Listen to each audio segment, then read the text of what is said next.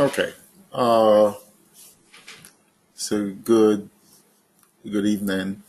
We're going to do contrast, enhance, echo this evening, and there's a lot of reason why you can or you should use contrast in your study, and we're going to go over the indications.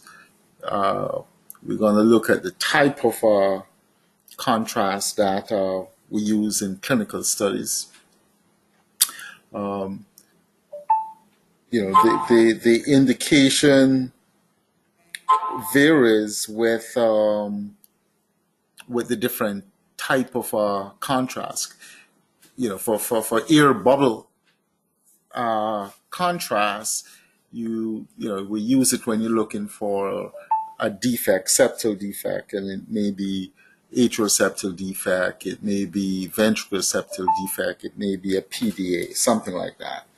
So when you're looking for those type of defects, then you use your saline bubbles.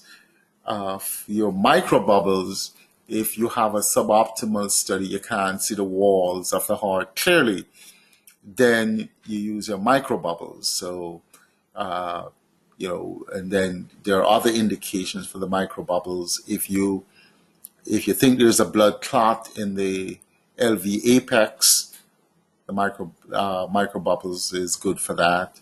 If you think there's an apical hypertrophic cardiomyopathy, it's good for that. Um, if you have so-called non-compaction, it is good for that. Okay, so it depends on what you're looking for. So again,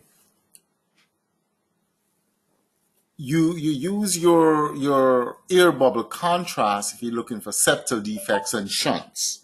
So for septal defects, atrial septal defect, ventricular septal defects, or if you have, like a PD or something like that, you can use your ear bubble. For endocardial border detection, say you have a suboptimal study, and you need to see the endocardial border because you wanna accurately give an ejection fraction. The patient may be on chemotherapy, cancer drug, and you need to give an accurate ejection fraction. Then you need to see the endocardial border. In that situation, use your microbubble contrast. Uh, to enhance your Doppler signal, so you want to measure your TR peak velocity because you want to accurate pulmonary artery systolic pressure. You can use either the ear bubble or the microbubble. Myocardial perfusion, however, that's solely microbubbles because the microbubbles can travel in the vascular system and it will outline the myocardial perfusion. So microbubbles we use for that. For persistent left superior vena cava, we use saline contrast for that. All right, so these are some of the indications. And as mentioned before, we basically have two types of contrast. The air bubbles, which contains hair, we get the normal saline and we agitate it. We have a 3-bore stopcock, two 10 mils syringe, and we put about 3 mLs of air in one, and then we fill the other one with 10 mLs of saline, and we mix the two syringe, air and saline, until we get um, bubbles. Okay. Now, micro bubbles is a manufactured bubbles. Okay, these are manufactured micro bubbles, and the reason why we call them micro bubbles because they're usually after all about 5 micrometer in diameter, 5 micrometer or less in diameter. So they're probably a little bit smaller than the red blood cells, so they can travel through capillaries. Okay, they can travel through capillaries. So let's look a little bit on our ear bubbles. Again, some of the indications for your ear bubbles, if you're looking for defects or shunts, um, if you a persistent left subclavian artery, okay. So what you do, you have a three-way stopcock, two 10 ml syringe, and one of the syringe you're going to put about 3 mLs of hair. The other one you're going to put 10 mLs of saline, and you're going to agitate the air and the saline together until you get an air saline mixture, which produce bubbles. Okay. You want to make sure that you cannulate one of the antecubital veins. So this is the veins in the front of the elbow. You want to make sure that that's the vein you're going to use. And then you rapidly inject your 10 mLs of your agitated saline. And that's going to go to the right side of the heart. It's going to opacify the right side of the heart. So if there's a defect, so there's an atrial septal defect, the bubbles are going to move across the atrial septum from the right atrium to the left atrium. If you have a ventricular septal defect, then you get the same thing. However, this should occur in 3 or less cycles. If it takes longer for the bubble to go to the left side, then you may be dealing with something else. So the bubbles travel to the right side of the heart. It opacifies the right side of the heart. Bubbles on the left side suggest that there is a septal defect or shunt. Okay? There's also something we call negative contrast. That is, the micro bubbles, the air bubbles are going to opacify the right side of the heart. If the pressure, say you have an atrial septal defect, but the pressure in the left atrium is greater than the pressure in the right atrium, the blood from the left atrium is going to pass through the defect, and it's going to make a void where, a void in the bubbles in the right atrium. It's going to make a void. So it's going to move the bubbles away from that area in the right atrium. That is what we call a negative contrast. Okay? The ear bubbles are tool, so the ear bubbles do not pass through the lungs because they cannot pass through capillaries. They're too large. It's not like micro bubbles that are probably 5 micrometer in diameter or less. Ear bubbles are much larger than that, so they do not cross the lungs. So when you give micro bubbles, after a few cycles, when you give it initially, because you give it in a vein, it's going to opacify the right side of the heart.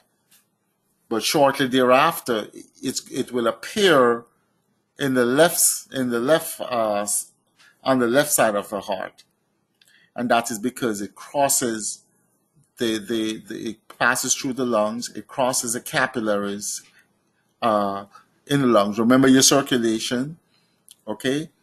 The blood is going to flow from the right side, from the right ventricle, through the pulmonary trunk, through the pulmonary arteries. It's going to go to the lungs, but it has to travel through capillaries. Okay? Then those capillaries are going to coalesce to form the pulmonary veins, and then the pulmonary veins, 4 of them, drain into the left atrium. Okay? So, but you have capillaries, and these bubbles are too large to pass through capillaries, so they do not appear on the left side of the heart unless there is a septal defect or a shunt. So when we say opacification, this is what we mean. When you do a very good study and you rapidly inject the bubble, this is a transesophageal echo, by the way. You see, this is our right atrium and our right ventricle down there. You can see it's almost white. This is bubbles. This is air bubbles. And as the bubble gradually dissipates, you can see it get lighter.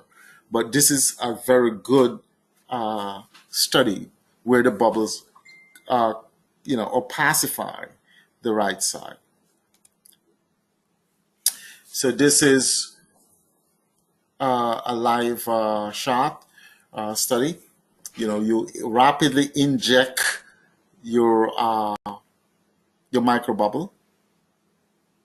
Sorry, not microbubble, ear bubble.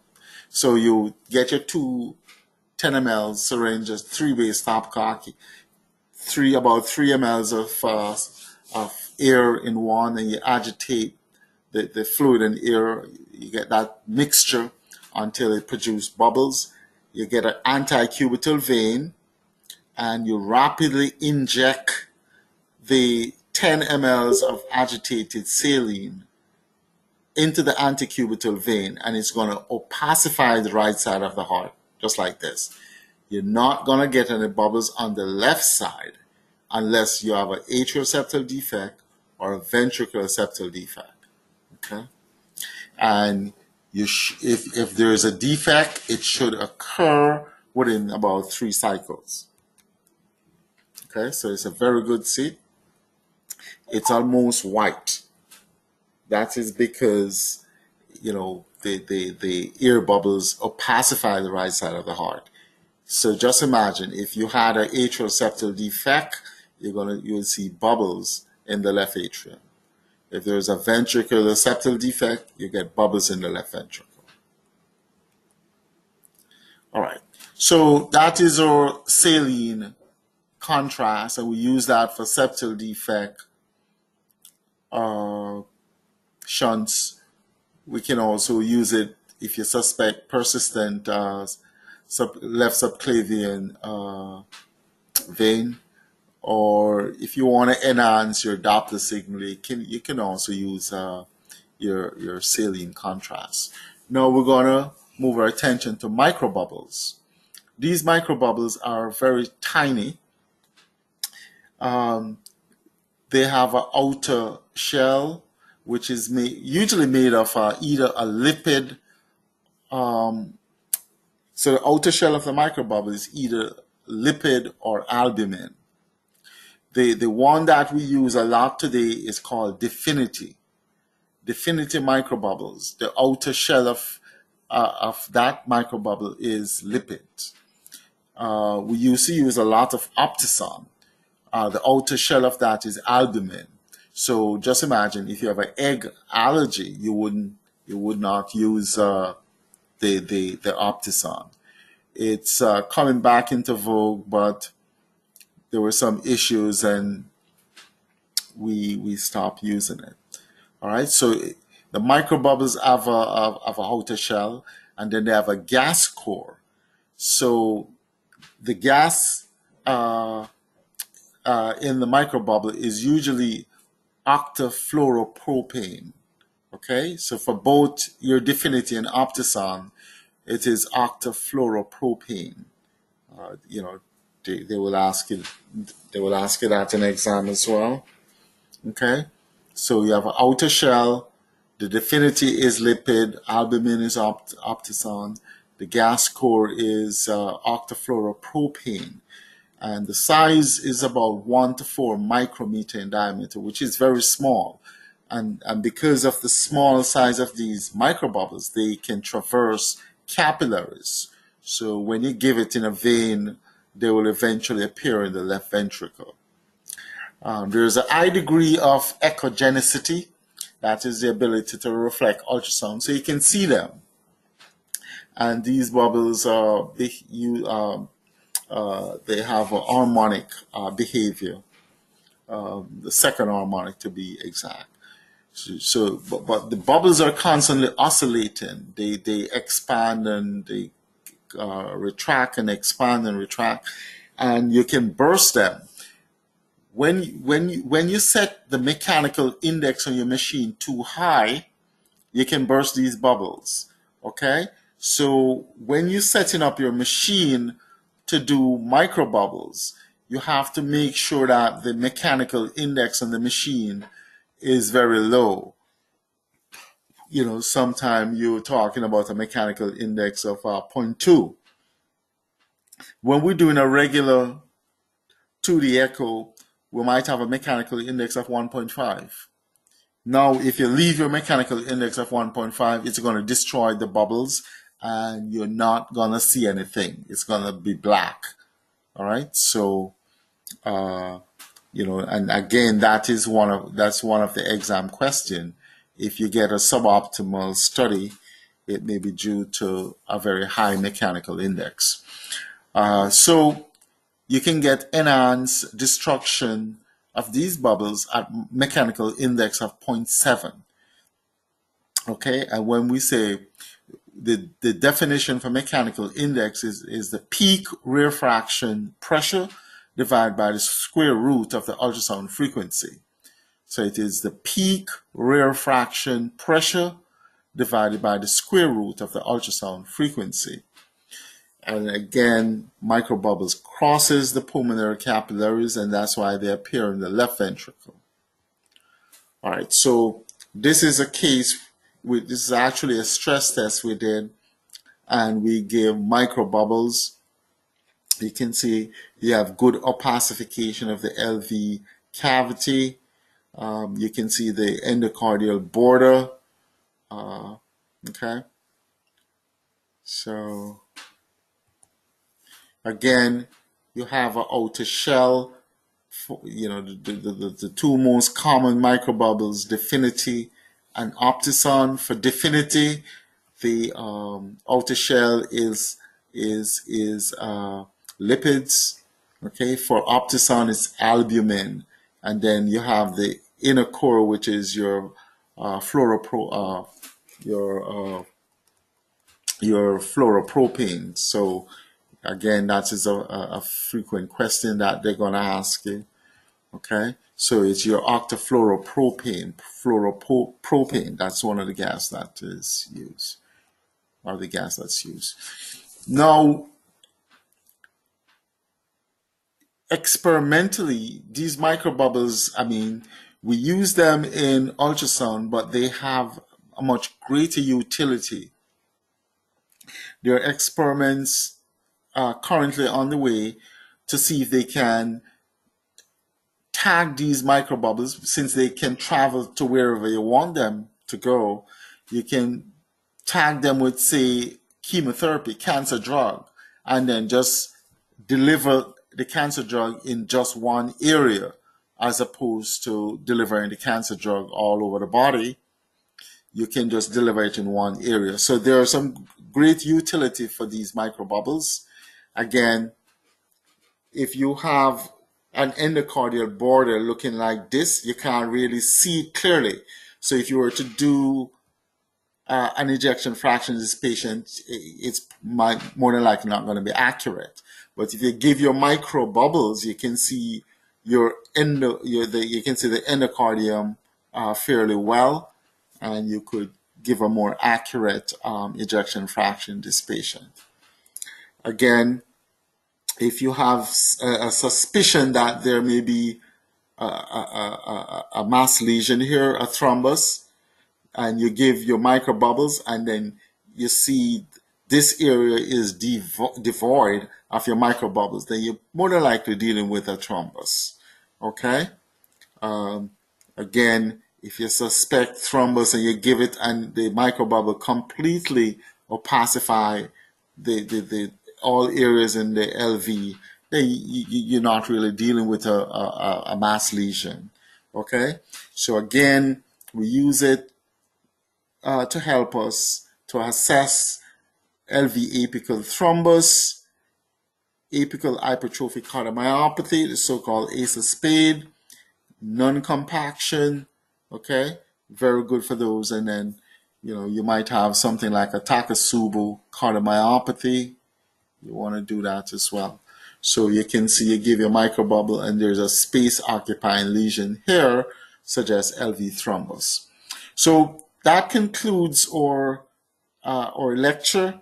We're gonna go over cases so that you will have a much better appreciation for the microbubbles.